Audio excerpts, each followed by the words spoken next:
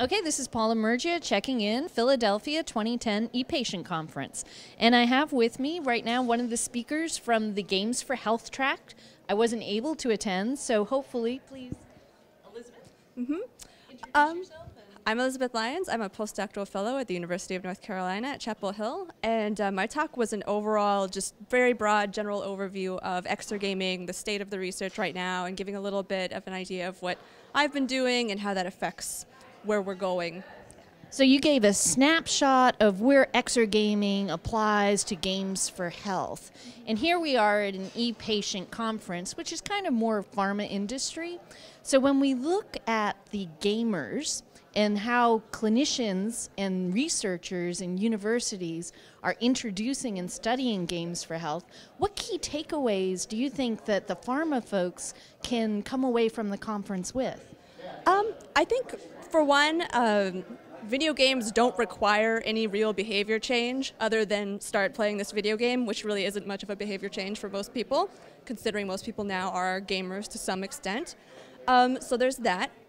And then there's also the idea that a lot of the interventions that have been done so far, even though they're preliminary, have found that maybe just giving someone, say, Wii Fit, for example, isn't enough. And so it might be that games would be more effective in tandem with other interventions. So for example, if you were doing a behavioral weight loss intervention and you used video games to promote adherence to physical activity, that might actually be an ideal way of using the games and getting that physical activity and getting some weight loss where you might not otherwise get weight loss impacts. So let me make sure I'm understanding, because it almost sounds like to me that you need a multi-channel plan. You can hand off the game, but you also need support coming in from other channels to, number one, probably motivate people to use the game, and number two, to keep a dialogue going. So I guess it really depends on what your goal is.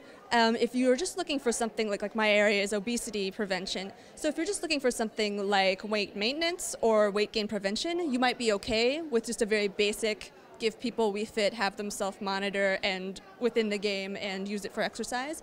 But if you're really looking for something that's going to have health impacts, weight loss, real issues related to diabetes, you're probably going to want something that is a bit more extensive than what exists currently. So you might want to have some kind of, like for example, social networking component or in-person component to add to, for example, Wii Fit or EA Sports Active or all these games that exist right now but are kind of preliminary and first starts, I guess, for example. Excellent. Thank you very much. And one more question. I just want to know, do you have a Games for Health track within your lab or within the University of North Carolina at Chapel Hill? Are game developers there in the university helping you out, or is this you as a clinical researcher studying the use of a game?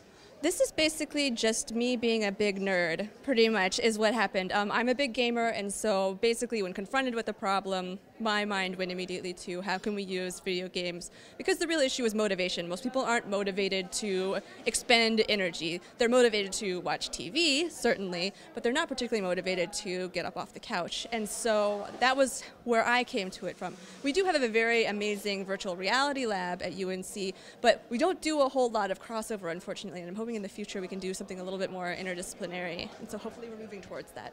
Well, best of luck to you, Elizabeth, and thank you very much for the interview. Signing off, Paula here at ePatient Conference, Philadelphia 2010.